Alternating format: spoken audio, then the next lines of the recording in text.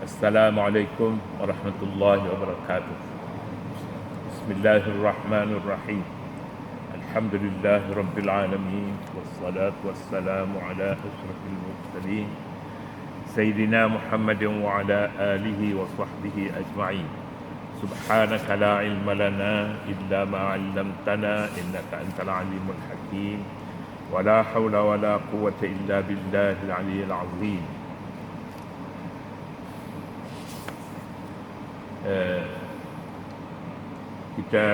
Kita baca ayat 217 hingga 218 pada muka surat 379. Kita baca ayat. A'udzubillahi minasyaitonir rajim. Bismillahirrahmanirrahim.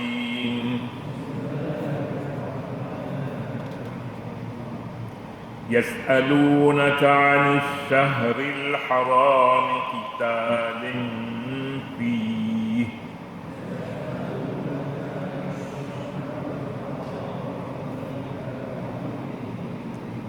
قل قتال فيه كبير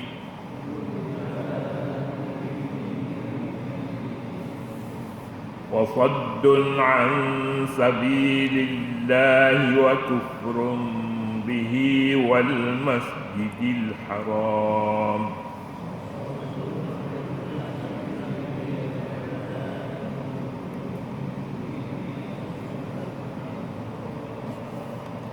وإخراج أهله منه أكبر عند الله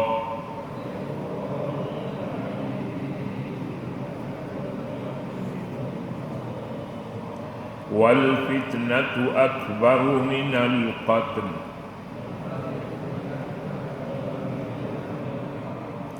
ولا يزالون يقاتلونكم حتى يردوكم عن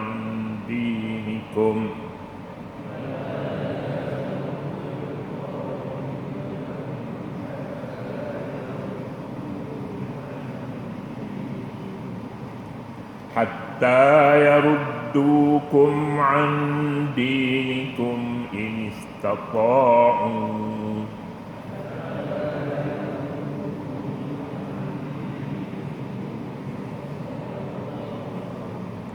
ومن يرتد منكم عن دينه فيمت وهو كافر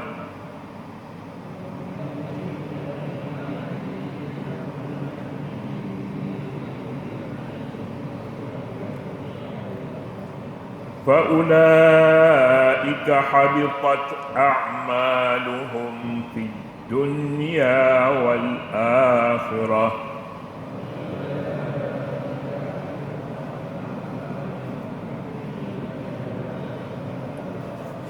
وأولئك أصحاب النار هم فيها خالدون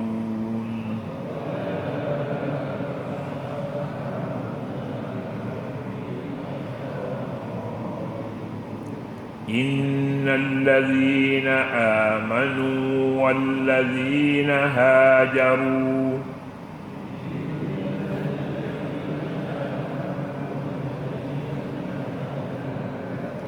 وجاهدوا في سبيل الله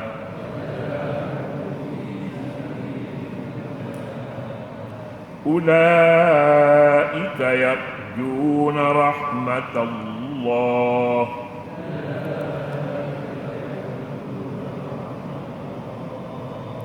والله غفور رحيم.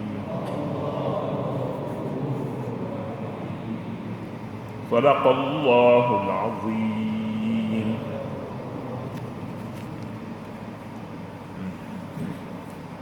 Sebelum ini kita bersama dengan ayat-ayat yang bercakap tentang kumpulan-kumpulan orang kafir yang boleh dan yang tak boleh kita hubungi mereka Kemudiannya dia bercakap pula pasal sesama Islam.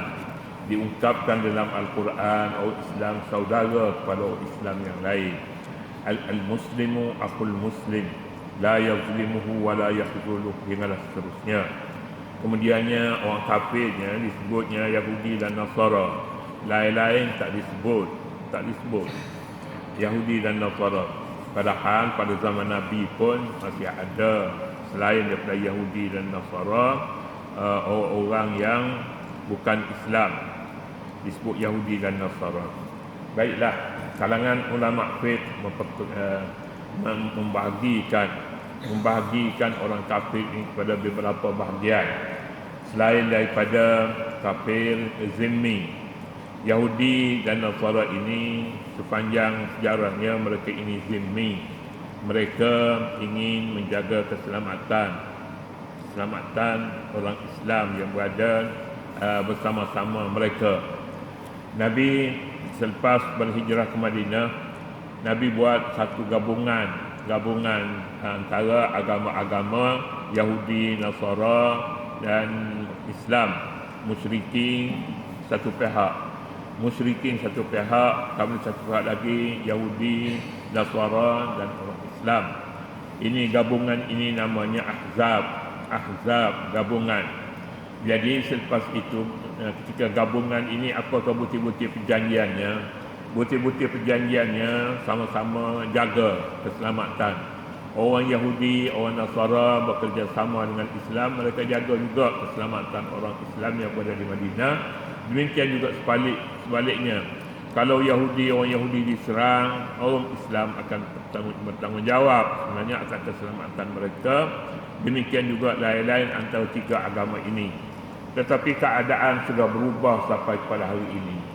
Ta'rif negara Islam itu, iaitulah orang Islam terjamin keselamatan mereka, keluarga mereka terselamat bila berada bersama dengan orang-orang kafir ataupun duduk pada orang kafir, duduk di negara kafir. Jadi sekarang sudah berubah, di mana-mana pun boleh semayang asalkan jangan ganggu mereka. Duduk di Israel pun boleh semayang, jangan ganggu mereka.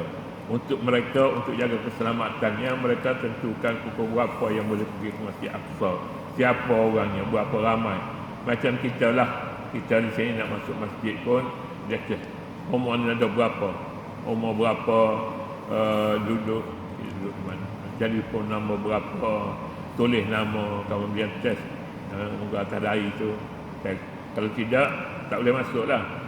Tak boleh masuk. Nak masuk semayang tak boleh, dia kena duduk dekat luar, dekat foyer. Itu dia peraturan. Jadi itu apa? Peraturan dalam Islamnya, orang Islam tak boleh pergi ke negara Yahudi. Tak boleh. Dan dalam pasport kita pun buat begitu. Orang yang boleh masuk itu bagi waran khas, kertas khas saja yang dicop padanya. Negara mereka diiktiraf oleh Rabitah sebagai negara harbi. Negara harbi ini negara boleh perang. Orang kita masuk tak ada jaminan keselamatan. Soalannya begitulah. Kalau tidak, mengapa kena buat waran khas, tak pakai pasport? Itu mudah saja. Kerana Rabitah ataupun negara-negara Islam tidak mengakui negara mereka sebagai negara aman. Itu kalau kira-kira fiqhnya negara harbi. Harbi itu harbun, perang. Harbi maknanya boleh perang. Dia boleh perang, kita boleh perang dia. Dia perang, bukan saja boleh perang, mereka sentiasa berperang orang Islam di Palestin. Jadi negara mereka harbi lah. Kita bersama-sama dengan orang Islam dan negara Islam pun atas kertasnya begitulah, mereka beri jaminan. Mereka melarang jangan pergi ke Masjid Al-Aqsa. Tapi lawan kita pergi juga kerana nak pergi semayang. Nak pergi semayang di Masjid Al-Aqsa. Tapi kalau tidak ada mufawwidnya, saya dengar cerita semua siapa kat situ tu pakai Masjid Al-Aqsa terus. Dia masjid dalam masjid. Kawasan itu luas sangat. Saya tak berapa tahu juga orang cerita. Itu harbi. Jadi kalau nak kira kita lama, mereka masih harbi dan kita masih tak boleh pergi. Jaminan keselamatan tidak ada dari sudut undang-undang Islam. Dari sudut undang-undang Islam. Tapi yang pergilah. Tak ada siapa pun yang melarangnya. Mufti mana berani melawan. Hatta dia pun ada mufti juga. Ada mufti juga dia pun. Ada masjid juga boleh semayang. Tapi semuanya itu tidak bebas. Apa hukumnya? Hukumnya ikut fix sekarang ni, orang sekarang ni katanya dia tidak harbi, tidak apa, tak ada nama kafir ni. Kafir Israel ni tiada nama.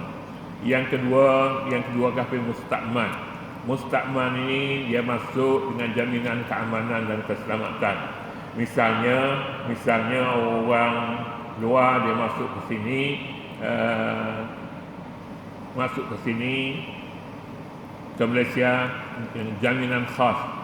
Misalnya kumpulan pemain bola, mereka masuk dengan jaminan keamanan. Mereka datang daripada negara harbi lah, kalau nak kira fiqh dulu. Harbi masuk di sini dengan jaminan keselamatan, boleh masuklah mereka. Orang ni tak boleh kita apa-apakan dia, sebabnya dia kafir mustakman, telah diberi jaminan keselamatan. Jadi orang yang diberi jaminan keselamatan ini, jaminan khas dah, mereka masuk dengan kebenaran khas. Jaminan mereka juga khas, dikawal oleh pihak keselamatan. Jangan apa-apakan dia, walaupun mereka itu asalnya daripada kafir harbi.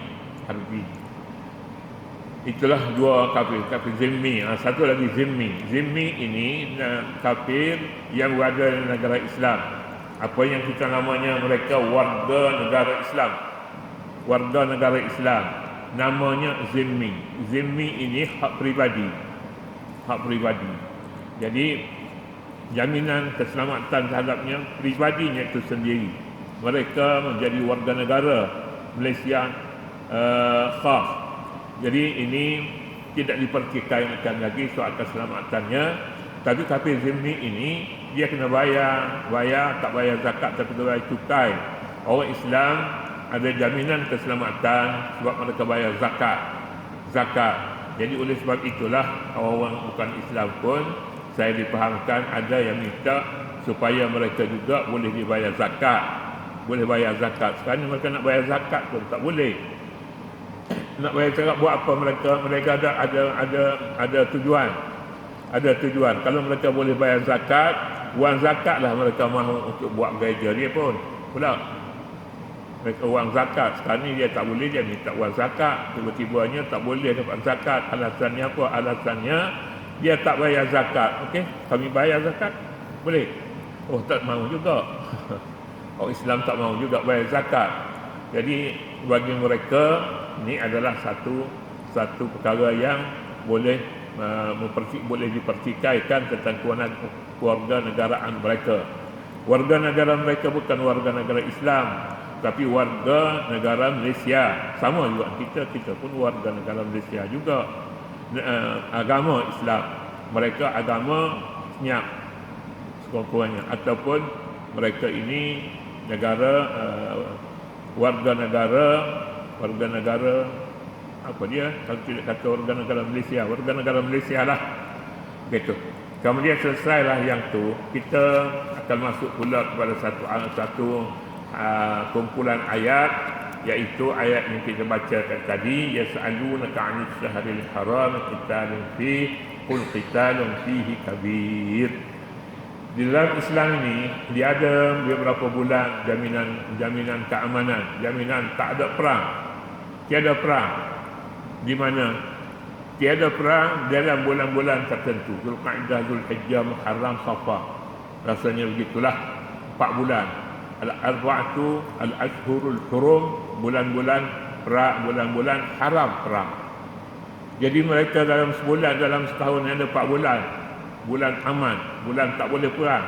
Jadi tak boleh perang ni nak buat apa? Mereka nak pergi beli dolar, nak berniaga, nak buat apa dalam bulan ni. Kemudiannya kalau ada nak perang apa, tunggu selepas daripada bulan haram. Jadi dari sudut ni elok pula jahiliah dulu dia tak kira ini, dia kira dia kira tak boleh perang dalam 4 bulan tertentu. Dalam masa 4 bulan ni tiada haram, tiada perang, tiada gangguan antara satu sama lain. Tak ada. Jadi kita pada hari ini sudah hilang. Tak ada bulan semuanya boleh perang. Nak perang di mana-mana pun boleh. Nak maki hamun kepada siapa pun dalam semua bulan boleh buat. Bulan puasa pun boleh perang, boleh. Jadi ini satu perbezaan lah. Perbezaan ini kadang-kadangnya kita nampak baik juga yang jahiliah ni. Ini undang-undang jahiliah. Bila Islam datang, Islam perakukan undang-undang jahiliah dahulu, iaitu ada beberapa bulan yang tidak boleh diperang. Tak boleh perang. Kalau berjumpa dengan musuh dalam bulan-bulan ini pun kelihatan baik. Baik macam mana? Baik kerana kita ramai dalam bulan ni. Kalau nak perang, bila boleh perang? Habis bulan Safar, habis bulan Zulqa'dah misalnya, habis Zulqa'dah, Muharram, Safar. Jadi itu bulan-bulan mereka akan berfikir terlebih dahulu sebelum buat serangan. Tapi bila dah habis dah jahiliah ni, jahiliah dah tak ada dah. Kumpulan mana yang serang Lubnan? Yang ini undang-undang jahiliah pun tak pakai, undang-undang tidak jahiliah pun tak pakai juga. Tak pakai. Kalau mereka pakai mana-mana undang-undang, tentulah mereka tidak serang begitu rupa. Nak perang kena beritahu dulu nak perang.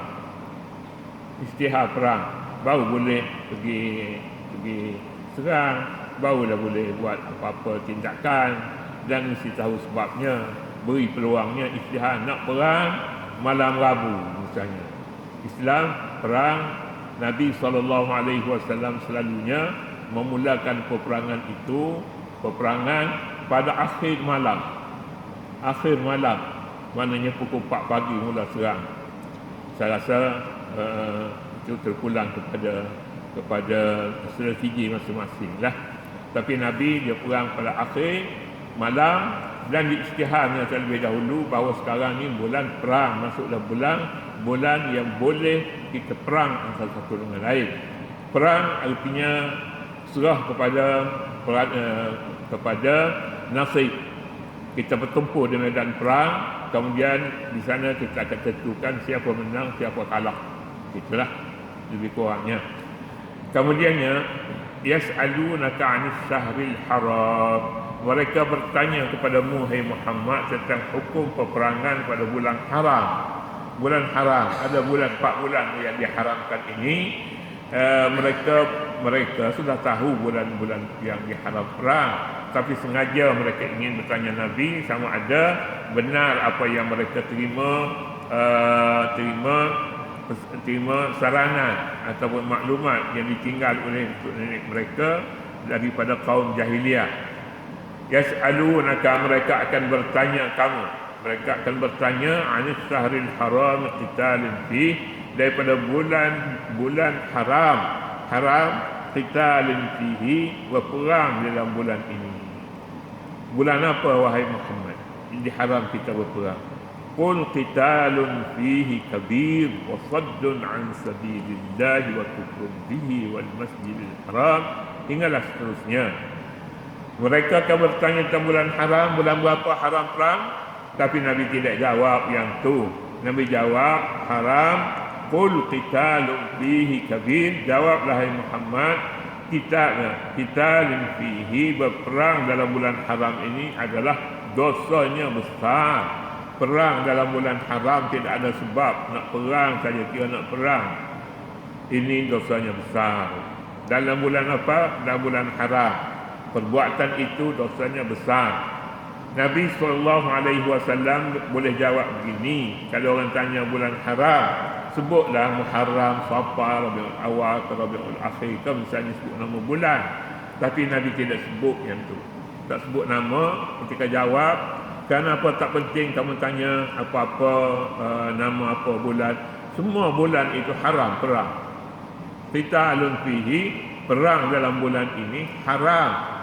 Dan lebih besar lagi, mana-mana bulan pun perang itu adalah satu fitnah yang sangat besar, dosanya besar, lebih besar daripada dosa membunuh. Qitalun fihi kabir wa saddun an sabilillahi, dan satu penghalang dan satu perbuatan menghalang manusia daripada agama Allah dan kekufuran terhadap Allah, dan perbuatan menghalang masuk ke Masjidil Haram dan mengusir penduduknya dari sekitarnya. Ini dia benda-benda yang Islam mengharamkan perang ini, kerana perang dalam bulan ini besarnya dosa dan menghalang orang lain daripada sabilillah, daripada jalan Allah, daripada amal-amal yang baik. Orang bila berperang tidak ada masa, mereka menumpukan sepenuh tenaga dan fikirannya untuk perang. Jadi kalau begitu berperang dalam bulan haram ini artinya dia tutup peluang-peluang untuk berbuat kebajikan. Hatta nak pergi ke masjid pun tak boleh, sebab mereka pada bulan haram.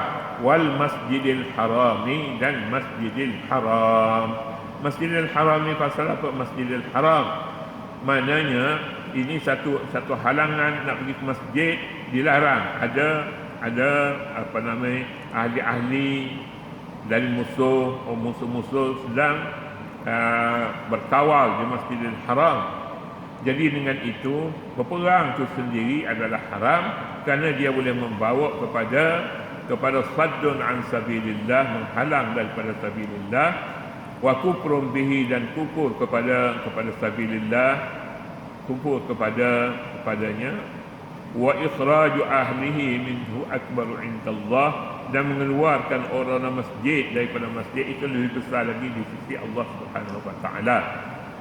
Jadi Nabi SAW membilang satu demi satu di luar pertanyaan. Pertanyaannya anis syahril haram, mas syahrul haram, seolah-olahnya apakah itu bulan-bulan yang diharam perang padanya. Nabi jawab qitalun fihi kabir, hingga seterusnya, wa kufrun bihi wal masjidil haram wa ikhraju ahli minhu. Ini namanya uslubul hakim. Uslub hakim ini maknanya apa? Maknanya gaya orang bijak. Gaya orang bijak ni, ini dalam ilmu balaghah Arab. Orang bijak ni lain daripada yang ditanya, lain yang dijawab. Dia dijawab tu hal paling penting, kamu tahu je benda ni. Ini kamu tahu. Benda yang tak boleh dibuat di dalam bulan ini. Padahal di luar bulan ini pun tak boleh juga, dan haram perang. Perang itu sendiri lebih besar daripada membunuh. Perang itu fitnah. Jadi dengan itu Nabi menjawab dengan menggunakan uslub yang kita katakan tadi, uslub hakim, uslub orang bijak. Orang bijak ni dia jawab lain. Kalau kita tak faham juga sama, kita tak bijak, kita kata gila ini. Lain orang tanya, lain dia jawab. Misalnya kalau dalam selalu kita tanya orang nak pergi ke mana, nak pergi beli ikan. Beli ikan tu bukan tempat benda yang nak beli. Kita jawab nak pergi beli ikan. Patutnya nak pergi ke mana? Nak pergi pasar. Nak pergi ke mana? Nak pergi ke nak pergi mana-mana sajalah. Mana-mana itu maknanya nak pergi ke mana tu mestinya jawab dengan tempat, barulah tepat. Tapi ini nak pergi ke mana? Nak pergi sungai. Nak pergi mana? Nak beli ikan. Tak betul. Tak bijak. Bijak ni kita orang tu tak payah baca apa yang kita nak beli, kita jawab dulu. Jangan tanya nak pergi mana-mana, tanya nak beli apa. Itu maknanya yang betulnya. Kata dulu untuk pagi ni, Allah Subhanahu wa taala a'lam. A'udzu billahi minasyaitonir rajim. Bismillahirrahmanirrahim. Allahumma arina al-haqqa haqqan warzuqna ittiba'ahu wa arina al-batila batilan warzuqna ijtinabah. Wa sallallahu ala nabiyil ummi wa ala alihi wa sahbihi wa sallam. Alhamdulillahi rabbil alamin.